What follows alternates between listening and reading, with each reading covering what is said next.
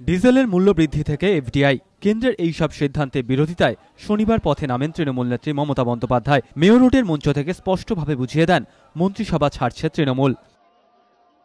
বাড়িতে আমার একটা রেল মিনিস্ট্রি আছে, আমাদের কাছে আর কিছুই নেই। যা রেলে করার আমি করেছি, আমার কোনো আপনাদের দয়ার উপর নির্ভর করে করতে হবে না। আর আপনাদের দয়া করিনি। আমাদের এতগুলো এমপি আছে, আমাদের নিজস্ব 20টা এমপি আছে, রাজ্যসভায় 9টা এমপি আছে, মনে রাখবেন। এটা আমরা সেকেন্ড লার্জেস্ট পার্টি আপনাদের ইউপি আলায়েন্সে। একটা জায়গায় পাওয়া উচিত ছিল আরো 4টে ক্যাবিনেট মিনিস্ট্রি, কিন্তু আমরা কোনোদিন কিছু নিইনি, মাথায় রাখবেন। আমার একটা মিনিস্ট্রি থাকলো আর গেল, that hardly matters to me. আমার ম্যাটার করে পাবলিক কমিটমেন্ট, ক্রেডিবিলিটি।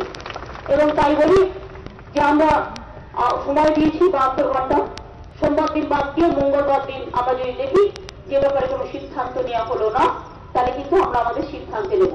এবং আমি মনে করি এই সিদ্ধান্ত নিতে গিয়ে মানুষ নিশ্চয়ই আমায় ভুল বুঝবেন না। মানুষের জন্যই এই সিদ্ধান্ত আমরা নেব, সেই সিদ্ধান্ত যতই কঠোর হোক না কেন। মন্ত্রিসভা ছাড়ার হুমকি দিলেও এক ধাপ এগিয়ে মঙ্গলবার ইউপিএ 2 সরকারের ওপর থেকেই সমর্থন প্রত্যাহারের সিদ্ধান্ত নিলেন তৃণমূল নেত্রী।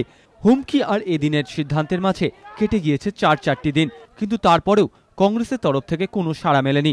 প্রধানমন্ত্রী বা সোনিয়া গান্ধী কারো কাছ থেকে কোনো বার্তা পৌঁছয়নি তৃণমূল শিবিরে।